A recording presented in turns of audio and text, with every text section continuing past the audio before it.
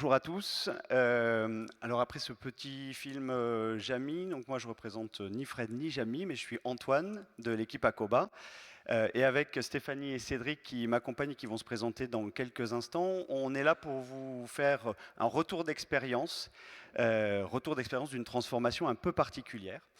Avant ça, traditionnellement, on doit remercier les sponsors. Donc merci les sponsors, mais merci aussi chaleureusement à l'équipe d'AES qui met beaucoup de temps, beaucoup d'énergie, beaucoup de patience et de bienveillance à organiser cet événement tous les ans.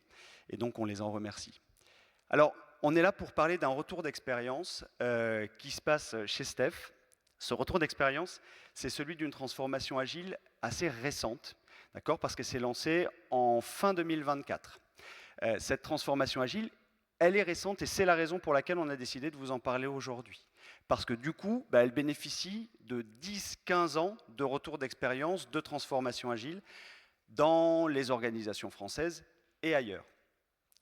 Et elle est particulièrement intéressante de notre point de vue parce que dans cette transformation, elle se fait avec le parti pris de changer pas uniquement le modèle opérationnel, mais également, dès le démarrage, la structure de l'entreprise Steph. Moi, ça fait une douzaine d'années que je travaille dans l'agilité, je connais un certain nombre d'entre vous, j'ai travaillé avec un certain nombre d'entre vous et j'ai utilisé des frameworks d'agilité à l'échelle que vous connaissez aussi bien, sinon beaucoup mieux que moi, Scrum de Scrum, Less, Safe et j'en passe. Moi, je les utilise comme des boîtes à outils, pas comme des recettes marmitons à employer telles quelles, comme beaucoup d'entre vous aussi. Mais malgré tout, je m'inspire aussi des roadmaps que l'on s'est tous passés ou soufflés à l'oreille. Ces roadmaps qui sont très itératives, très séquentielles, ça va peut-être vous parler. On commence à cadrer la transformation, où est-ce qu'on va, d'où on part, on forme les sponsors et les leaders, on découpe les périmètres à transformer, on en choisit un plutôt quick win, on lance un premier périmètre, on l'appelle train, on l'appelle tribu, vous faites comme vous voulez. On le fait briller, on donne envie aux autres d'y aller, on lance un deuxième périmètre, on lance un troisième périmètre. Tiens, il faudrait lancer un portfolio, ce serait pas mal. Les communautés de pratique également. Du coup, là, je viens de passer 18-24 mois de transformation. J'ai pas chômé avec toute l'équipe de transformation. Et pourtant, je n'ai, entre guillemets, fait que déployer de nouvelles façons de faire, un nouveau modèle opérationnel. Et je n'ai pas réellement touché, au bout de 18-24 mois, à la structure de l'entreprise. Je n'ai pas touché le modèle hiérarchique, le modèle managérial. Je n'ai pas touché les process budgétaires, comment on construit, on pilote un budget, et j'ai toujours pas emmené l'entreprise vers un budget capacitaire. Je n'ai pas touché les parcours de carrière, les parcours de montée en compétences, je n'ai pas touché les process achats, pour aller acheter des solutions capables d'être mises en place en mode agile. Je n'ai pas touché la logistique, l'aménagement des locaux non plus. Et ça pose un problème. Pourquoi Parce que je prête le flanc au fameux plafond de verre qu'on rencontre très souvent dans les transformations agiles. C'est ce plafond de verre, nous, on aime bien utiliser les lois de Larman pour les illustrer. Vous vous souvenez peut-être des lois de Larman, des 5 lois de Larman. On était là il y a 2 ans pour en parler avec nos camarades clients d'Air Liquide. Et je ne vais pas revenir dessus. Mais pour celles et ceux qui ne connaîtraient pas les lois de Larman, préfigurez-vous qu'une organisation, c'est comme un organisme vivant. Et quand un organisme vivant se sent agressé, il déploie mécaniquement des mécaniques de défense. D'accord ? Et les lois de Larman, ce sont les mécaniques de défense qu'une organisation déploie, active, quand elle se sent agressée par une transformation agile. Et donc, on ne va pas les passer en revue, mais regardez simplement les lois 2 et 3. Une nouvelle terminologie sur les mêmes objets. Ok, j'avais des chefs de projet, maintenant je vais les appeler des PO. Par contre, ils auront à peu près le même rôle et on ne va pas leur demander de changer de posture. En réalité, je n'ai rien changé. Et la troisième loi, ça marche en théorie, mais chez moi, c'est différent. Et ça, dès que vous commencez à essayer de toucher la structure réelle de l'entreprise, derrière les méthodes de travail, Eh ben, moi, j'ai souvent entendu cette remarque-là. OK, ça a marché chez tel client. OK, ça a marché dans telle organisation. OK, j'ai lu cet article. Ça a l'air très bien là-bas. Mais chez moi, j'ai telle contrainte budgétaire. J'ai telle contrainte liée à la structure managériale. Donc, ça ne passera pas. Et ça, c'est un problème. Pourquoi? Parce que, en gros, si on se tient aux lois de Larman, eh ben, si on les laisse se déployer, on finit par avoir une transformation agile qui n'est pas allée jusqu'au bout, qui n'a pas transformé structurellement et culturellement l'entreprise ou l'organisation dans laquelle vous travaillez. Moi, ça me pose un problème parce que on rencontre des directions générales qui disent « Attends, moi j'ai dépensé des millions, des centaines de milliers, voire des millions d'euros dans la transformation. Et pour quel résultat? Okay. Est-ce que j'ai une boîte où les collaborateurs sont plus épanouis, plus autonomes, plus responsables? Est-ce que j'ai une usine logicielle qui crache de la valeur pour les utilisateurs finaux? Est-ce que j'ai réellement plus de performance qu'auparavant? Eh bien, ces doutes-là, il faut qu'on s'y attaque parce que moi, je suis convaincu que l'agilité, ce n'est pas un mot à la mode des années 2010, 2020, 2023, et que c'est mort. Je suis convaincu qu'on a là une culture de travail dont les organisations françaises ont besoin pour défendre leur part de marché, pour continuer à croître, et pour leurs collaborateurs également. Et c'est la raison pour laquelle moi je suis très fier de vous parler de ce retour d'expérience aujourd'hui, qui est récent. Donc on ne va pas vous parler d'une transformation aboutie, où tout s'est bien fait. On va vous faire un retour d'expérience sincère. Et cette expérience, elle se passe chez Steph, dans une entreprise que peut-être certains d'entre vous connaissent, mais pour ceux qui ne connaissent pas, je laisse la parole à Cédric. Merci Antoine, bonjour à toutes et tous. Donc, je suis Cédric Van Robé, je suis en charge des systèmes d'information métiers pour le groupe Steph. Steph, est-ce que vous nous connaissez peut-être ou peut-être pas, puisqu'on est plutôt une entreprise connue dans le monde du B2B. Et pourtant, tous les matins, il est certain que vous croisez nos beaux camions blancs avec flanqués de leur doron bleu. On a plusieurs milliers de camions. Et nous sommes des transporteurs et des logisticiens dans ce qu'on appelle la température dirigée, donc tout le transport en fait et livraison des produits surgelés, des produits frais ou ce qu'on appelle aussi les produits tempérés comme le chocolat. On est une entreprise d'origine française, 60% de notre chiffre d'affaires on le fait en France et on en fait 40 dans 7 autres pays d'Europe. On est une entreprise qui est plus que centenaire. Steph s'est créé à la sortie de la Première Guerre mondiale, donc on est une entreprise qui a une grosse culture d'entreprise, un gros historique. Et pour faire notre métier tous les jours, donc de transporteur et de logisticien, le choix au niveau des systèmes d'information est de concevoir, développer, maintenir et déployer 2 outils principaux que sont un WMS, Warehouse Management System, pour gérer les entrepôts, et un autre système qui est un TMS, Transport Management System, pour gérer nos opérations de transport. Une des caractéristiques fortes de Steph, c'est qu'on est une entreprise où 73% du capital appartient à son management et ses salariés.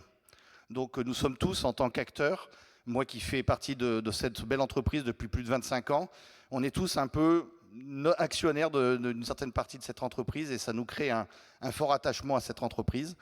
Donc voilà, la prochaine fois que vous nous croiserez sur l'autoroute, vous penserez à nous, qui 7 jours sur 7, 24 heures sur 24 et 365 jours par an, nous livrons les marchandises à vous. Sachez que ce soir, il y a une forte probabilité que ce que vous aurez dans votre assiette soit passé entre nos mains. Et avant de laisser la parole à Antoine et Stéphanie, il faut aussi tenir compte du fait que cette transformation ne partait pas de rien. On a eu l'occasion, avant de lancer cette transformation-là, d'avoir un certain nombre d'initiatives qu'on avait lancées.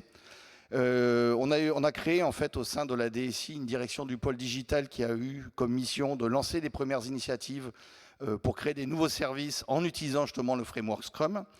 Et aussi, on avait lancé un certain nombre de projets, soit de réécriture, de modernisation d'applications, ou alors de nouvelles solutions, en montant des petites équipes Scrum. Donc ça veut dire l'agilité, on connaissait un peu, on savait ce que ça voulait dire Scrum, on savait ce que dire Scrum Master, un sprint, ça ne nous était pas inconnu, mais c'était vraiment des actions qui étaient très ciblées sur des petits projets particuliers qu'on avait lancés depuis quelques années.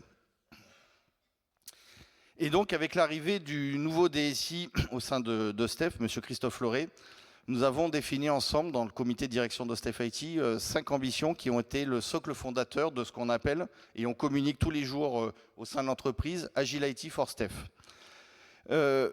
5 piliers qui sont d'abord des solutions IT qui soutiennent les business dans tous les pays. J'en ai parlé il y a quelques instants. Nous fonctionnons dans 8 pays d'Europe. Il est indispensable que la même solution qui a été déployée en France fonctionne au Portugal, fonctionne aux Pays-Bas, malgré parfois certaines spécificités géographiques, donc d'être capable d'être en support dans tous les pays où on opère. La deuxième chose, c'est forcément, c'est très commun dans le monde des DSI, c'était d'avoir un investissement qui soit transparent. Ça veut dire où est-ce qu'on investit nos moyens, quelles sont les bonnes priorités à traiter, et on le fait avec les parties prenantes. C'est pas fait que dans notre coin. Et un point cardinal qui est le troisième, c'était de se livrer régulièrement. Ça veut dire d'être capable d'avoir des itérations plus rapides sur tout ce que l'on fait au quotidien, donc avec un rythme qu'on verra qui est trimestriel, et surtout d'avoir un planning qui est fiable. Ça veut dire d'être capable, nous, de s'engager sur un planning parce qu'on le maîtrise, et de respecter autant que faire se peut ce planning, ce qui est quand même le premier motif de satisfaction de nos utilisateurs. Et forcément, ce TMS et ce WMS, ils ont plus de 25 ans d'âge, ils ont été créés en 1997, ils ont forcément évolué dans toutes les stacks technologiques, mais on a encore quelques éléments de techno qui sont un petit peu anciens. Et le quatrième élément qui était important, c'est de retravailler un peu ces ergonomies pour nos utilisateurs, puisque les populations dans nos sites, nos véhicules changent. Il était important d'avoir quelque chose de beaucoup plus moderne, et donc on s'est dit, bon, on va faire comme Google. Donc voilà, on veut avoir une ergonomie qui soit la plus simple et la plus intuitive possible. Et le dernier item, c'était d'avoir des solutions de qualité, non pas qu'on ne faisait pas de la qualité avant, mais de traiter plus facilement ce qu'on appelle un irritant. L'irritant, c'est un mot qui nous plaît beaucoup, parce que ça veut dire que ce n'est pas un bug, ce qui est horrible dans le monde de l'informatique, mais ce qui est plutôt quelque chose qui pénalise les utilisateurs au quotidien. Ces fameuses 30 secondes, minutes que l'on perd dans toutes nos opérations. Et on se dit justement, c'est hyper important de collecter rapidement le feedback et de traiter au mieux tous ces irritants-là. Stéphanie, est-ce que tu peux nous expliquer, une fois que la transformation a été décidée, comment est-ce qu'elle s'est lancée? Oui, alors pour commencer, bonjour à tous. Donc, moi, je suis Stéphanie Mathieu de Babin, je suis directrice du CIO Office, arrivée chez Steph beaucoup plus récemment que Cédric, puisque j'ai une petite année derrière moi. Et dans ma mission, j'ai notamment d'accompagner cette transformation vers un mode produit agile à l'échelle. Donc, comme l'a dit Cédric, donc, fin de l'année dernière, on était dans les starting blocks, là on était parti. On avait 3 sponsors, le DSI, le directeur métier groupe, Cédric vous en parlera tout à l'heure, mais c'est important puisque dans ses équipes, il a la plus grosse MOA du groupe, et puis la directrice de la transformation et de l'innovation. Avec ces sponsors, un des premiers points, c'est qu'on était d'accord sur le périmètre, sur ce qu'on va aller couvrir dans cette transformation, à savoir ce n'est pas une transformation de la DSI, c'est une transformation qu'on a appelée de la filière IT, qui englobe avec nous les MOA, et ça c'est super important, et qui a vocation à s'élargir à d'autres parties prenantes par la suite. Et puis on s'est dit aussi que on embarquait tous les collaborateurs, justement MOA et IT, qui sont situés sur 4 sites, à Lyon, à Vannes, à Paris, et aussi au Portugal. On est parti avec des bases solides. On savait qu'une transfo, comme celle qu'on engageait, elle allait secouer. Et donc, la première chose qu'on a faite, c'est renforcer l'équipe lead. Renforcer l'équipe lead, donc Cédric, son homologue côté MOA, on vous expliquera comment on a choisi le périmètre tout à l'heure. La DRH, parce qu'on savait qu'on avait des gros enjeux humains derrière cette transformation, et que vous l'avez vu, c'est dans les valeurs de Steph que d'être attentif à l'humain. On était aussi sur le directeur digital et data, parce qu'on voulait bénéficier de son expérience et de son retour d'expérience.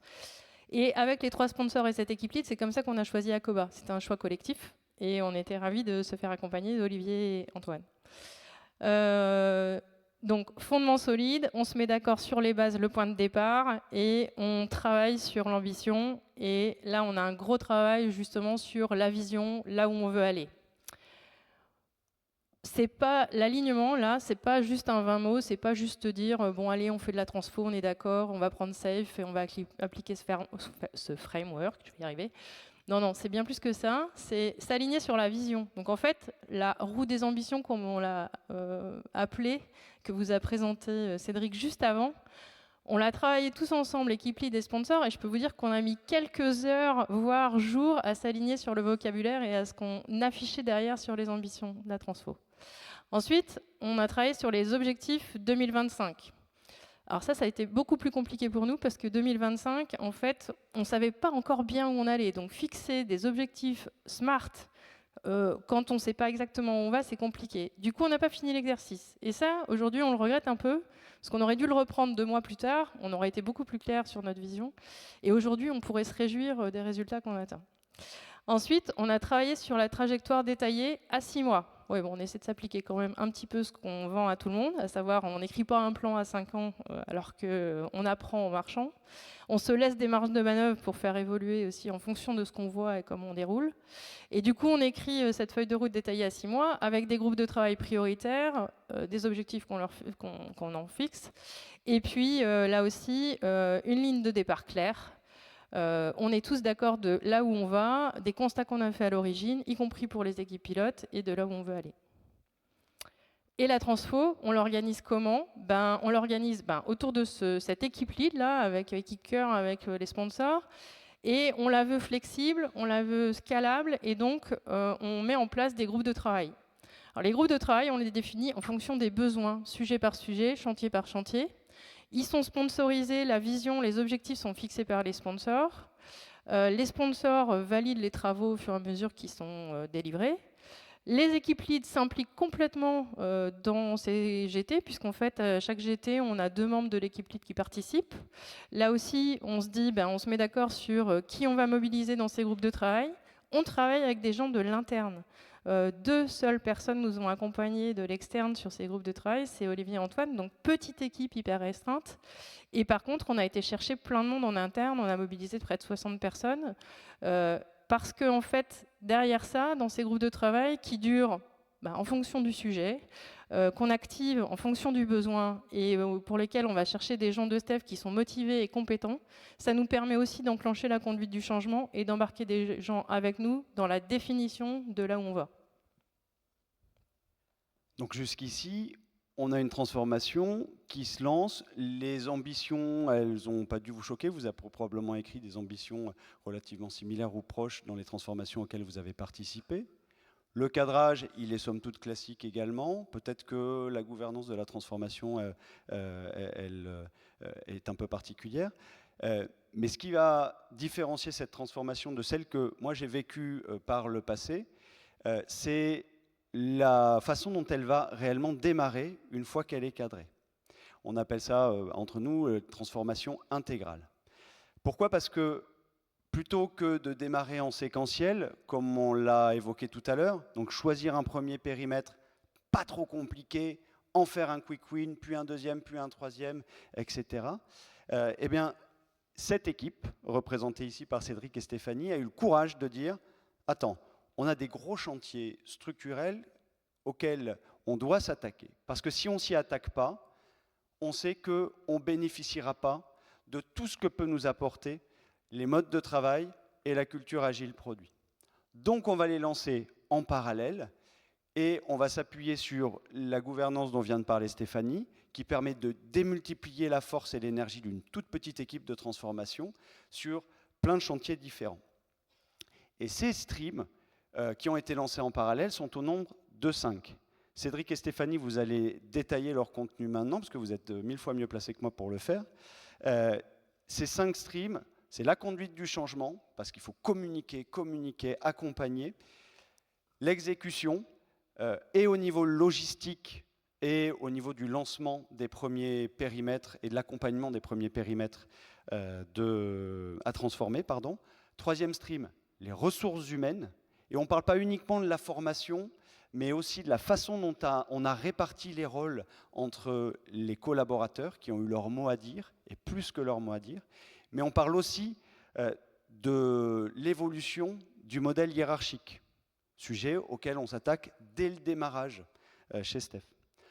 On parle enfin de portfolio et budget. Le portfolio, il se lance dès le démarrage pour pouvoir, dès le démarrage, parler de budget capacitaire, en tout cas aussi vite que possible. Et enfin, le dernier, l'excellence opérationnelle.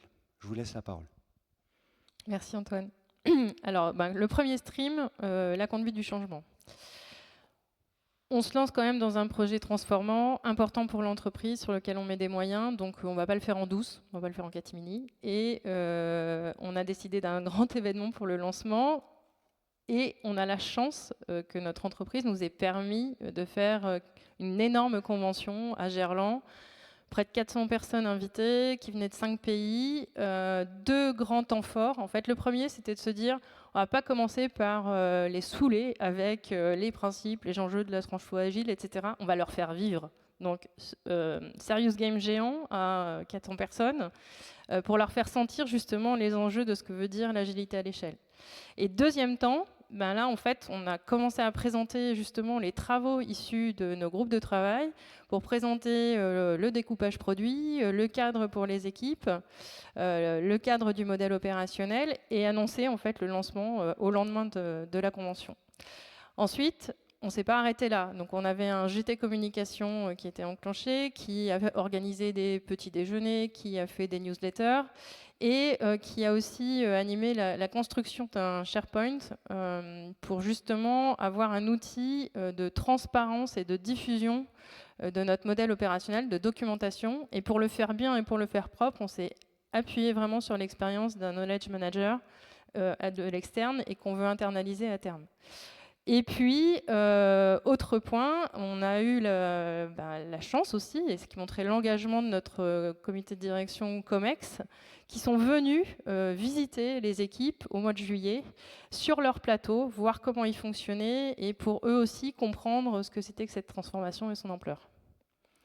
Ça, c'est pour le volet change management. Ensuite, il y a l'aspect RH. Alors ça, c'était super important. On s'est dit avec Cédric, avec les responsables de domaine, avec la DRH, on ne veut pas être sur une démarche d'agilité, de responsabilisation et prendre les gens et les mettre dans des cases comme ça, c'est pas possible. Donc on a dit, non, le staffing, on ne va pas le faire comme ça, on va solliciter les gens. Et du coup, on les a vus. On a fait 120 entretiens individuels avec la RH et Antoine et Olivier. Pour justement les entendre, les écouter, savoir en fait eux dans quoi ils se projetaient, dans quel rôle d'une part, mais aussi dans quelle équipe. Et puis après on a travaillé avec les managers pour, sur la base de leurs attentes et de 3 critères en fait qui sont les appétences des gens d'une part, mais aussi leurs compétences évidemment, leur savoir-être aussi. C'est comme ça qu'on a constitué les équipes et qu'on a fait le staffing. Ce qui permet quand même d'avoir une certaine adhésion à la démarche puisque du coup on sollicite les gens et eux-mêmes s'expriment sur là où ils veulent aller. Et puis en parallèle de ça, on a dit, et puis on va s'appliquer aussi le droit à l'erreur. Donc on met une période probatoire de 6 mois, on vous reverra, et on validera bien dans 6 mois avec vous que le rôle sur lequel vous êtes positionné, que vous avez choisi, qu'on a acté ensemble, vous convient, que ça répond à vos attentes et qu'on ne s'est pas trompé puisqu'il y a plein de choses qu'on ne connaissait pas. Deuxième volet, c'est justement le management. Alors ça, c'est un chantier qu'on a encore en cours, qu'on a démarré un tout petit peu en décalage, qu'on savait être forcément sensible chez Steph. Il est compliqué parce qu'on s'attaque là à la culture, on s'attaque aux valeurs des gens, on s'attaque à toute l'histoire et tout leur parcours. Donc on fait attention, on est attentif dans la manière de le faire, on prend le temps de le faire.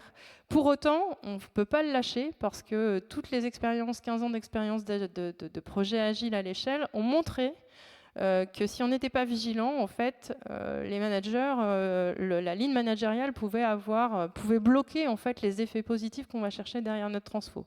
Donc nous, on a 2 objectifs. C'est d'avoir un management équilibré avec un bon nombre de gens managés par rapport au rôle qu'occupent les managers pour que ce soit compatible avec leur mission.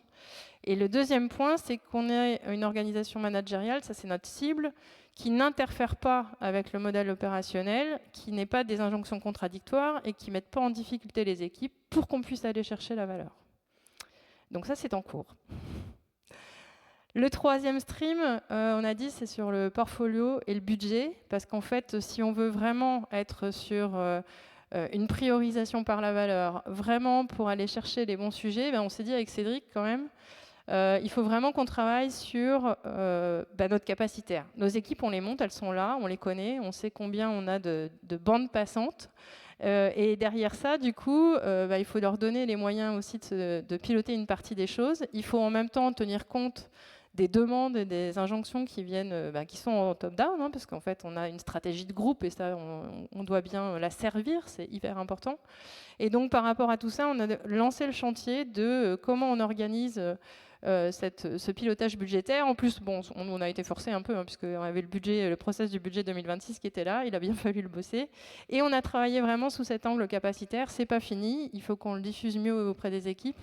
Mais ça, c'est un axe super important. Et puis le portfolio, parce que quand même, dans le portfolio, la gestion de la demande. Alors, gestion de la demande, chez nous, c'est un peu particulier, parce que les solutions dont a parlé Cédric, elles sont utilisées par plein de BU et par plein de pays. Et pas toujours exactement de la même manière. Donc, quand on a des demandes d'évolution, on a un effort de négociation entre les différents demandeurs pour s'assurer qu'on est sur quelque chose qui va pouvoir être utilisé par tous.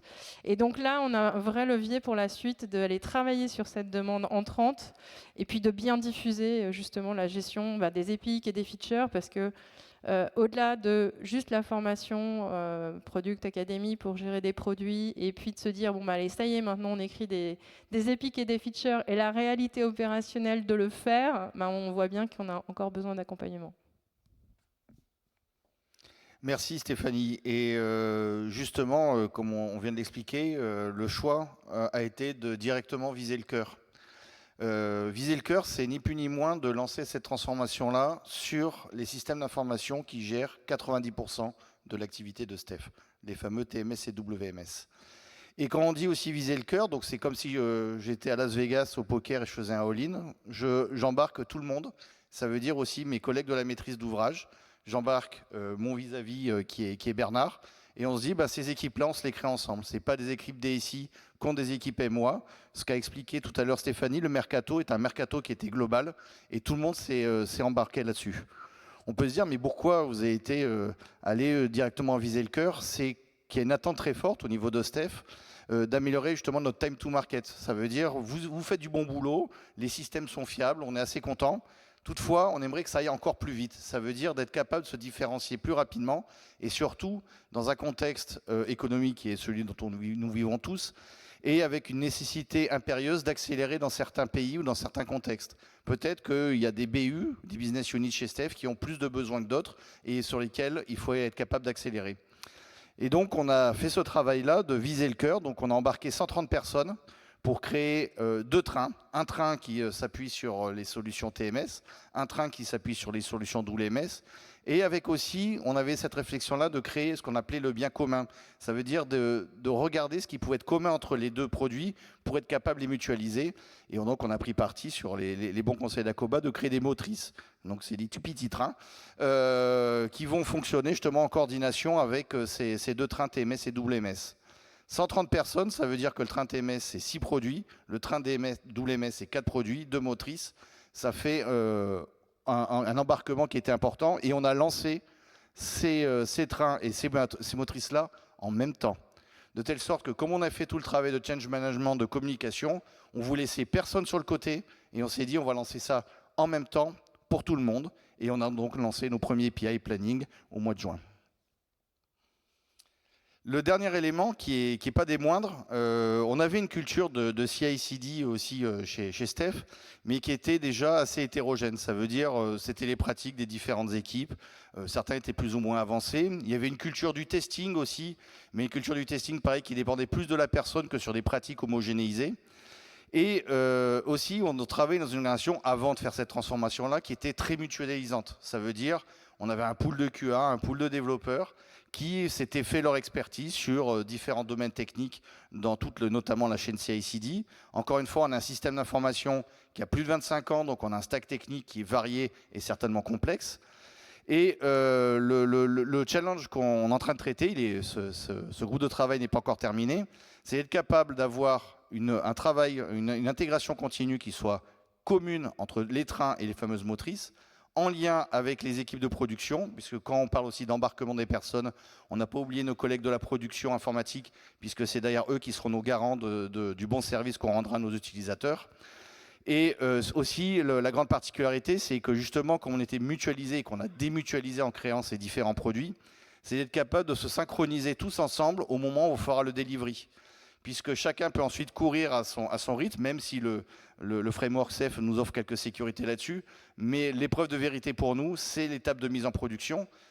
Étape de mise en production qui est d'autant plus cardinale chez nous qu'on a des périodes d'interruption de service qui sont très courtes. Forcément, on ne peut pas arrêter nos camions, on ne peut pas arrêter nos entrepôts. Donc d'être capable finalement de faire interruption de service la plus courte pour faire nos opérations justement de mise en production et aussi de minimiser les impacts post-production de cette organisation-là. Merci Cédric et merci Stéphanie. Donc, vous avez vu, on est au début de la transformation, 130 personnes embarquées sur un périmètre cible d'environ 400.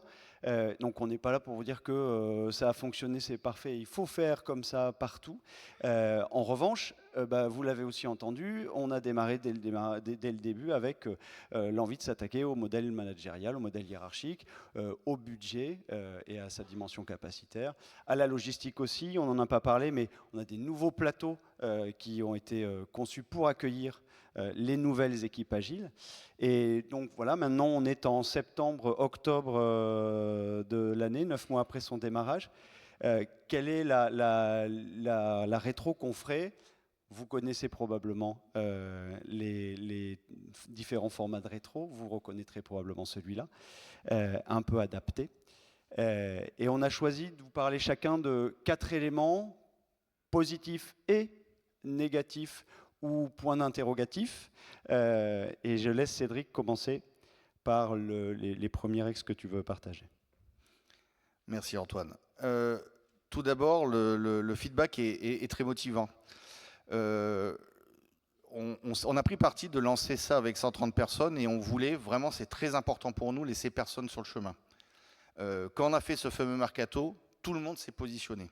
Tout le monde a choisi un rôle. Tout le monde a dit « ok, je me lance dans l'aventure ». Et aujourd'hui, octobre, les personnes sont encore là.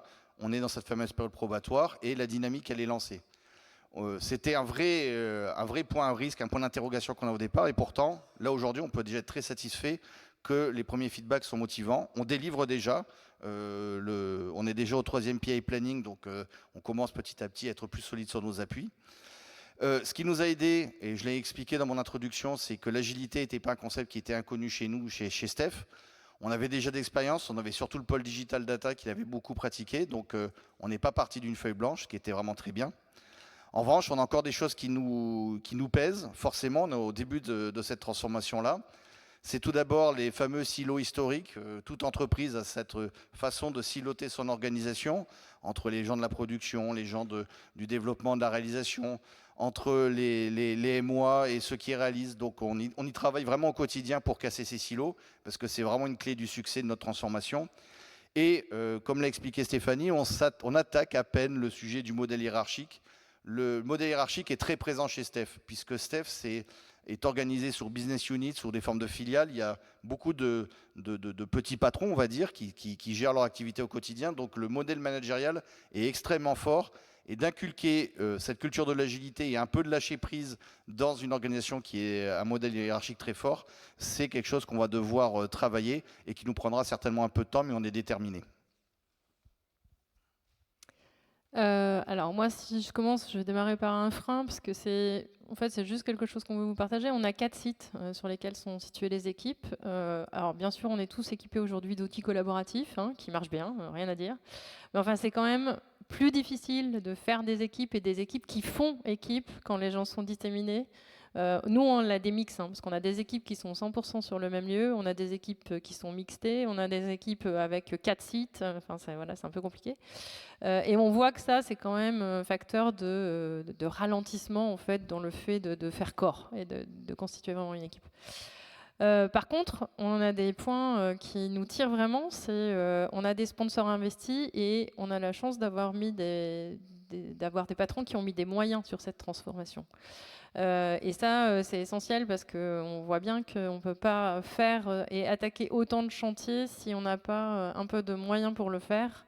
On a notre énergie, mais ça ne suffit pas. Et donc ça, c'est vraiment quelque chose qui nous tire et qui fait une force. La contrepartie, c'est que quand on met pas mal de moyens dans une situation économique qui est compliquée, je pense pour beaucoup de nos entreprises, et la nôtre en fait partie, Eh ben, c'est qu'on attend du résultat, hein, et assez vite quand même, parce que du coup, il va falloir rentabiliser les investissements faits et forcément, on sent bien qu'il y a des attentes hyper fortes et qu'il va falloir démontrer qu'on ne s'est pas trompé. Et ça fait partie des points qui étaient hyper importants pour moi parce que le fait d'avoir tous ces streams parallèles par rapport à notre framework, pour moi, ça doit permettre justement d'avoir des résultats plus rapides parce qu'on essaye de lever tous les freins qui pourraient nous empêcher d'atteindre notre cible. Et après, une des forces qui nous pousse, c'est qu'on a, dans le cadre du démarrage, donc on a dit on avait un accompagnement assez light sur la partie groupe de travail. Par contre, on l'a renforcé pour la mise en œuvre opérationnelle. Et là, on a des équipes à la fois d'Acoba et de Good qu'on fait travailler ensemble et qui nous accompagnent et qui accompagnent surtout les nouveaux rôles, les équipes et les trains dans la mise en œuvre opérationnelle. Et ça, c'est indispensable. C'est pas parce qu'on a formé, c'est pas parce qu'on a expliqué un modèle que les gens savent le faire en fait au quotidien. Et s'appuyer sur des gens qui ont pratiqué, qui font et qui sont là à nos côtés. Pas seulement pour nous donner des conseils, mais pour faire avec nous, ça c'est essentiel et ça permet aux équipes d'apprendre plus vite et de monter à bord et d'avoir des modèles et ça compte vraiment. Et c'est d'autant plus vrai dans notre cas, puisque tu en as parlé tout à l'heure, Cédric, mais des internes se sont positionnés sur tous les rôles, y compris les rôles de Scrum Master et de RTE, qui étaient particulièrement nouveaux, même si des initiatives existaient déjà. Moi, j'aimerais partager 4 éléments pour terminer ce format de rétro. D'abord, ce qui nous pousse vers l'avant, c'est cette gouvernance scalable dont tu as parlé tout à l'heure. On a une petite équipe de transfo et avec une gouvernance fonctionnant autour d'une équipe lead et avec des groupes de travail sur lesquels nous, on a un rôle et d'initiation, d'initier, de coordonner, d'animer, mais de faire travailler des internes volontaires, motivés pour faire bouger la boîte, eh ben, on arrive à mener en parallèle des streams et des chantiers très différents et à le faire avec succès, même si on aimerait que ça aille plus vite sur certains. Donc ça demande un peu d'énergie hein, quand même. Et c'est un peu énergivore, c'est vrai. Autre point qui nous pousse en avant, et je le souligne parce qu'on est accompagné par une super knowledge manager, il faudrait avoir dans toutes les équipes de transformation, agile, produit, lean, ce que vous voulez, un knowledge manager. Un knowledge manager, c'est quelqu'un qui sait comment écrire la connaissance, la diffuser, la rendre sexy, et c'est un gros moyen de faire adhérer à la transformation, à ses principes, et c'est hyper important. Troisième point, plutôt dans les choses que l'on a mal fait ou qu'on a un petit peu sous-estimé, on a sous-estimé le besoin d'accompagnement sur le terrain des équipes. Et pourtant, on a des binômes. Hein. Donc chaque RTE interne, binôme avec un RTE externe. Chaque Scrum Master interne, binôme avec un Scrum Master externe. Et malgré tout, on se rend compte aujourd'hui avec Stéphanie, avec Olivier, avec toute l'équipe de transformation, qu'on a besoin de revenir sur le terrain pour continuer à former, à accompagner, à huiler les rouages, parce qu'on s'était lancé sur peut-être trop de chantiers en même temps, et qu'on a besoin d'accompagner les gens. Et ça fait écho au dernier point que je partage avec vous, dans les risques, les cailloux. Il va falloir qu'on fasse attention aux personnes dans la durée. Et le choix de cette transformation intégrale avec beaucoup de streams en parallèle, beaucoup de chantiers en parallèle, pourrait nous faire prendre le risque de ne pas suffisamment faire attention aux personnes. Or, ça fait partie des valeurs de Steph, ça fait aussi partie des valeurs de notre équipe et de l'équipe de Good qui est également sur le terrain. Et donc, il faut qu'on fasse attention à ça. Avant de prendre vos questions, et si vous en avez, on peut faire circuler le micro dans la salle déjà. Un dernier slide pour vous dire simplement ce que nous, on retient de ces 9 premiers mois de transformation que l'on a appelé intégrale. D'abord, n'ayons pas peur de paralléliser, même avec des équipes de transformation réduites, et c'est possible avec une gouvernance scalable telle que celle qu'on a décrite. Il faut simplement pas avoir peur de déléguer, pas avoir peur de faire confiance aux internes qui ont envie de se bouger et qui vont devenir ambassadeurs de la transformation. Troisième point, c'est adaptons le modèle hiérarchique dès le démarrage pour changer la culture. Si on ne s'y attaque pas dès le démarrage, on va poser une nouvelle réalité avec une nouvelle terminologie sur une structure hiérarchique qui existe déjà et qui sera encore plus difficile à faire bouger après. Et je remercie Cédric d'en avoir parlé parce que tu es toi-même manager d'un grand nombre de personnes et la première personne impactée dans ce chantier, c'est toi. Pour les nouveaux rôles, binomons. Quelqu'un qui prend un rôle de Scrum Master, quelqu'un qui prend un rôle de RTE, quelqu'un qui prend un autre rôle, mettons-lui quelqu'un à côté qui va fonctionner avec lui en 3 temps. D'abord, il va faire, l'externe va faire pour montrer à l'interne comment faire. Puis, ils vont faire ensemble, interne et externe. Et 3e temps, l'externe va se mettre un petit peu en retrait pour laisser faire la personne en interne qui prend le rôle de Scrum Master, de RTE, celui que vous voulez. Ça prend un peu de temps, c'est un investissement, mais cet investissement un petit peu coûteux au démarrage, on est persuadé qu'on en récupère le ROI sur la fin. Et par ailleurs, c'est un vrai accélérateur d'épanouissement des personnes qui prennent ces rôles-là. Et 2 derniers points, n'ayons pas peur des mercatos. N'ayons pas peur de laisser les personnes s'exprimer sur le rôle qu'ils souhaitent prendre. D'accord ? Parce qu'on se fait une idée pour chacun et on a envie de les projeter dans un rôle où on pense qu'ils seront bons. Et en réalité... Et on a eu énormément de bonnes surprises. Franchement, à l'issue du mercato, on n'en a pas assez parlé.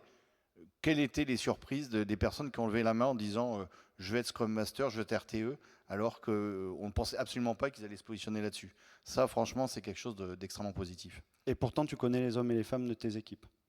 Et puis, pour terminer, acceptons que les embûches, ça fait partie du voyage et qu'il faut rester agile dans sa transformation. On s'arrête là pour prendre vos questions si vous en avez et on vous remercie beaucoup pour votre attention.